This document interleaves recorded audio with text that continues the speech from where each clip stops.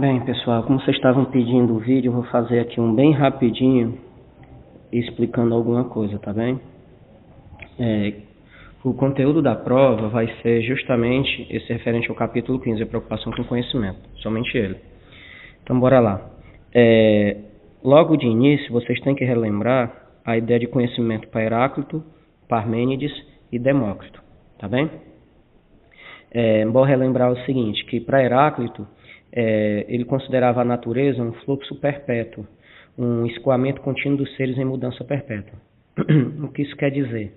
Segundo ele, a verdade absoluta é a constante mudança, que as pessoas se enganam ao achar que as coisas permanecem intactas.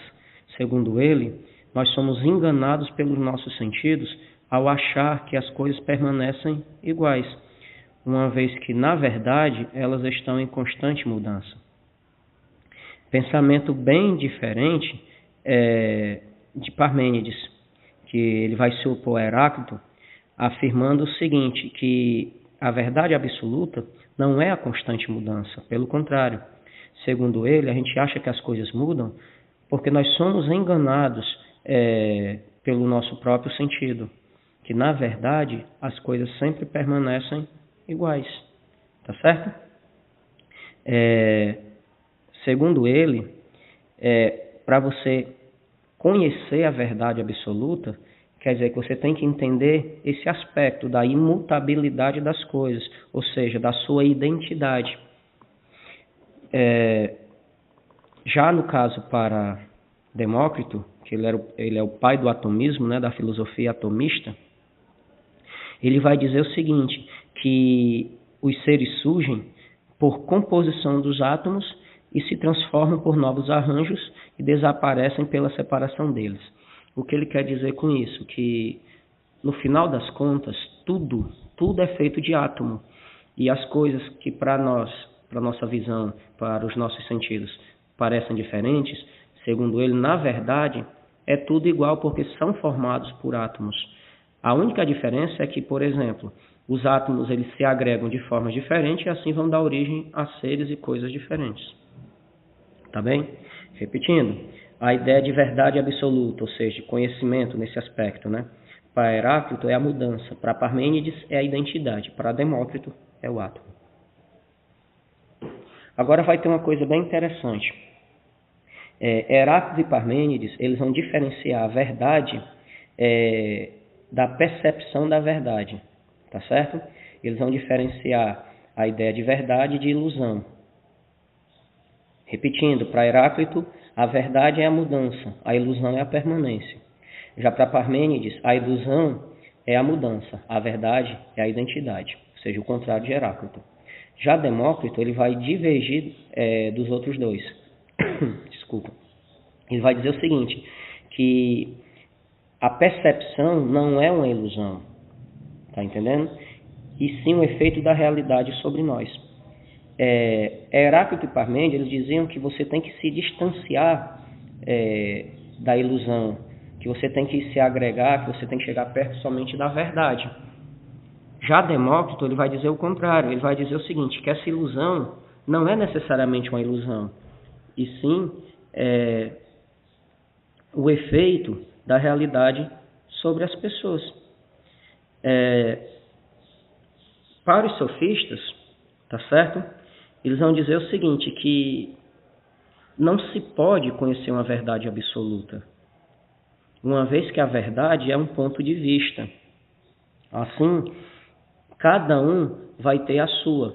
Nesse aspecto, a verdade é simplesmente uma questão de opinião e assim de persuasão.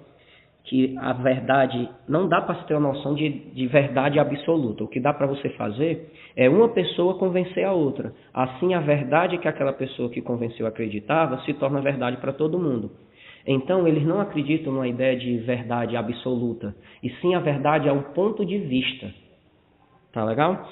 Diferentemente de Sócrates, que Sócrates afirmava que a verdade pode sim ser conhecida, quando compreendemos que a gente precisa se afastar das nossas ilusões, dos nossos sentidos. Tá entendendo?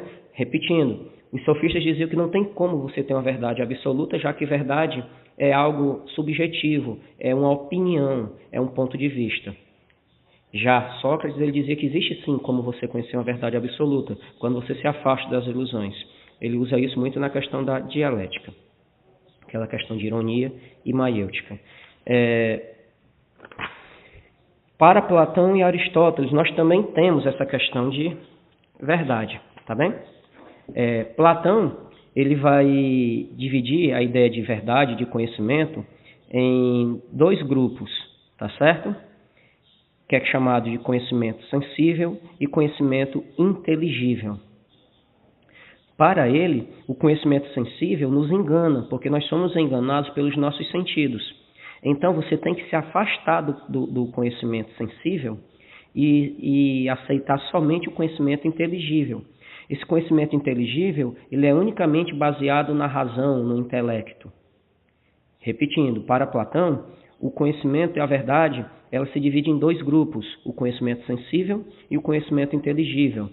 O conhecimento sensível é quando você é enganado pelos teus sentidos, pelos teus sentimentos, pelas tuas emoções. Já o conhecimento inteligível é quando você usa a razão, o intelecto, a lógica. Para ele, você tem que abandonar o conhecimento sensível e aceitar e se chegar somente no conhecimento inteligível, tá bom? Aristóteles, por sua vez, ele não acredita numa ruptura entre o conhecimento sensível e conhecimento inteligível. Para ele, as pessoas passam pelo conhecimento sensível para poder chegar ao inteligível. Quer dizer o seguinte, que você não necessariamente tem que se afastar do conhecimento sensível para chegar no inteligível. E sim, o conhecimento sensível, ele vai te ajudar a chegar no inteligível, tá entendendo? Enquanto para Platão tem que haver uma ruptura entre os dois, para Aristóteles, um continua no outro, tá bem? Com relação ao cristianismo e à teoria do conhecimento, vocês têm que colocar na cabeça de vocês o seguinte, sim, pessoal, que eu já ia acabando me esquecendo. Dentro da própria lógica de Aristóteles, nós temos a ideia de dedução e indução. Dedução é quando eu sigo lógica, tá entendendo? Eu vou do maior para o menor. O que significa? Eu uso lógicas, conceitos e princípios para fazer alguma coisa. Eu sei que eu falando assim pode soar um pouco complicado, mas há um exemplo bem prático. Quando você faz uma conta de matemática, você não segue uma regra que é universal, então aquela regra universal você não está utilizando só para aquela conta pequenininha, então esse é um conhecimento dedutivo. Quando você faz aquelas contas de matemática, aquelas fórmulas de física, tudo isso é dedução, porque você se baseia do maior para o menor, ou seja, você pega um conceito universal que está sendo empregado naquele momento em específico. Já a indução, ela vai mais por observação, tá entendendo? A indução ela vai mais por observação, ou seja, quando você observa as coisas da natureza e a partir daí você chega a um conhecimento, então isso é indução. Quando você segue regras para poder fazer alguma coisa, aí é dedução. Você também tem os princípios da identidade, princípio da não contradição e princípio do terceiro excluído. É o seguinte, o princípio da identidade, ou tautologia, né, que significa o mesmo, diz o seguinte, que um objeto é o que é. Ou seja, porque um gato não é um cachorro, simplesmente porque um gato é um gato. Aquela é a identidade dele, tá entendendo? Princípio da não contradição, não pode ser e não ser ao mesmo tempo. O que significa? Você não pode ser uma boa pessoa e uma má pessoa ao mesmo tempo. Não pode ser um gato e um cachorro ao mesmo tempo. Ou seja, ou você é uma coisa ou é outra, não pode ser as duas ao mesmo tempo. E o princípio do terceiro excluído, ele diz o seguinte, que algo ou é ou não é. Não há meia opção, ou seja, não há em cima do muro. Se você for pensar bem, o princípio da não contradição, ela se baseia bastante no princípio do terceiro excluído. Enquanto o terceiro excluído diz que você não pode ser e não ser ao mesmo tempo, o da não contradição, perdão, o terceiro excluído diz que algo ou é ou não é. Ou seja, não há meia opção, você não fica em cima do muro.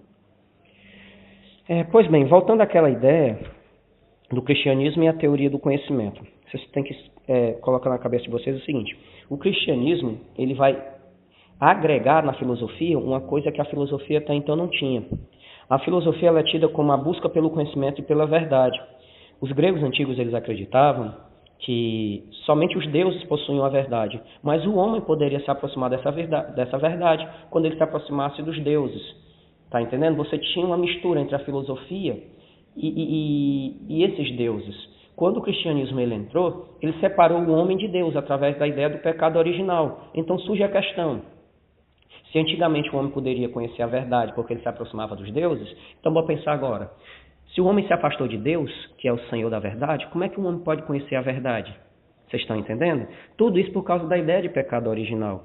Quer dizer o seguinte, que a partir dessa concepção cristã do ser humano, ou seja, um ser pecador que está separado de Deus, a filosofia acabou encontrando novos problemas. E o principal deles era como é que o homem, sendo pecador, poderia se aproximar da verdade que é uma característica de Deus. Vocês estão entendendo? Para evitar esse tipo de situação, foi que o cristianismo acabou induzindo na filosofia o surgimento da distinção de verdades da razão e verdades da fé. Isso daí foi uma resposta, tá entendendo? A pergunta de que como é que um homem, tendo se afastado de Deus por causa do pecado original, pode se aproximar da verdade que é representada por Deus, que é Deus, na verdade.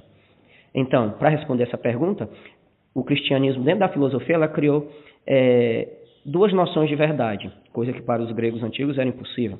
Verdade da razão e verdade da fé. A verdade da razão é aquela que o ser humano pode conseguir aprender por si mesmo. E verdade da fé é aquele conhecimento que você só vai adquirir através da misericórdia de Deus. Com isso, agora é bom vocês colocarem na cabeça de vocês o seguinte, que a verdade da razão e a verdade da fé foram separados, beleza. A razão é o que eu consigo por mim mesmo. E a verdade da fé é aquilo que Deus me ajuda. Por mais que eles tenham dividido verdade da razão e verdade da fé, vocês não podem esquecer o seguinte, viu? Que por mais que o conhecimento racional ele esteja separado do conhecimento religioso, ele vai se submeter ao religioso. Traduzindo, por mais que o conhecimento racional não dependa da fé, ele vai se subordinar a ela. Tá bem? Pois bem, a gente estudou a ideia de método, e vocês não podem esquecer que método é a tentativa de racionalizar o pensamento, fazer com que o pensamento ele seja sistemático e não aleatório. Tá bom? Baseando-se nisso, você vai ter dois autores, que é Bacon e Descartes, mas Descartes não caiu na prova. Tá certo? Então, a gente vai falar só de Bacon. Ele vai falar da ideia da questão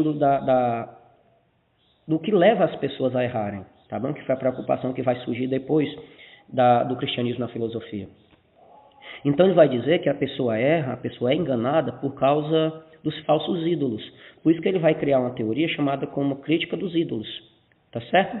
Em que ele vai dizer que o ser humano ele erra por causa de 4 aspectos principais: os ídolos da caverna, os ídolos do fórum, os ídolos do teatro e os ídolos da tribo.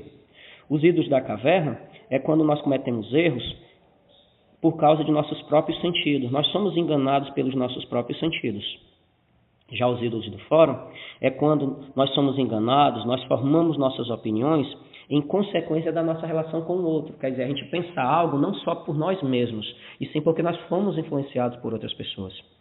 Já no caso, os ídolos do teatro, ele é bem parecido com o ídolo do fórum. Tá entendendo? Enquanto o ídolo do fórum eu sou influenciado pelas outras pessoas, nos ídolos do teatro eu sou influenciado pelas autoridades, não importa que tipo de autoridade, política, militar, religiosa, sendo uma autoridade, beleza? Repetindo, o ídolo do teatro eu sou influenciado por essas autoridades. Já os ídolos da tribo é quando eu sou influenciado pela minha própria natureza. Tá bom? Os 3 primeiros, até que dá para você, segundo o autor, até que dá para você corrigir. Você corrige a sociedade, você pode deixar de escutar as pessoas tanto, mas o ídolo da tribo não tem como corrigir, porque para isso você teria que corrigir a própria natureza humana. E isso não tem como, não é verdade? Continuando essa questão do método. Seguinte, a filosofia, tá certo? Ela vai definir o método que tem que seguir um conjunto de 3 regras básicas, tá bom? A filosofia, o método ele tem que ser certo, ou seja, tem que dar segurança ao pensamento, não pode ser de qualquer forma. Ele tem que ser fácil, porque assim qualquer um pode repetir aquele passo a passo, e tem que ser amplo, o que significa que o método ele deve permitir que alcance todos os conhecimentos possíveis para o entendimento humano, ou seja, o método ele não deve ser específico só para alguma coisa. O método também, essas 3 são as características principais do método. Mas agora também você tem que seguir as regras do método, tá bom? Que são 4. Regra da evidência, regra da divisão, regra da ordem e regra da enumeração. A regra da evidência diz o seguinte, que eu só admito como verdade uma coisa que é claramente verdade. Ou seja, se tiver um pouquinho de dúvida, eu não acredito. Que é o também conhecido como dúvida metódica, que é basicamente só aceitar como verdade aquilo que não há nenhuma dúvida. Isso é a dúvida metódica. Você tem também a regra da divisão, que é basicamente o seguinte, eu pego um problema maior, tá certo? E divido em parcelas mais simples. Por exemplo, você está devendo. Beleza, esse é teu problema maior. Agora você está devendo a quem? Como você vai resolver isso? Quem você vai pagar primeiro?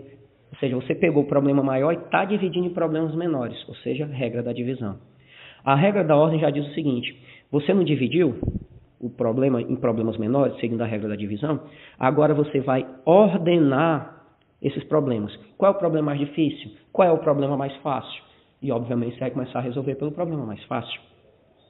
E tem também a última, que é a regra da enumeração. O que é isso, a regra da enumeração? Eu vou enumerar. Eu não dividi com a segunda regra, eu não ordenei com a terceira regra. Na quarta regra, eu vou ordenar. Tá entendendo? Por exemplo, eu sei que eu tenho aqueles problemas. O que é que eu tenho que fazer para resolver eles? Eu tenho que fazer isso, fazer aquilo lá, fazer aquilo lá, fazer aquilo outro. Ou seja, eu enumerei os passos que eu tenho que seguir para solucionar aqueles problemas. Então, regra da evidência, eu só considero como verdade aquilo que tem absolutamente certeza que é verdade. Regra da divisão, eu pego o problema maior e divido em problemas menores. Regra da ordem, depois que eu dividi o problema maior em problemas menores, tá certo? Eu vou ordená-los. Ver qual é o mais simples, qual é o mais complexo. E a regra da enumeração, depois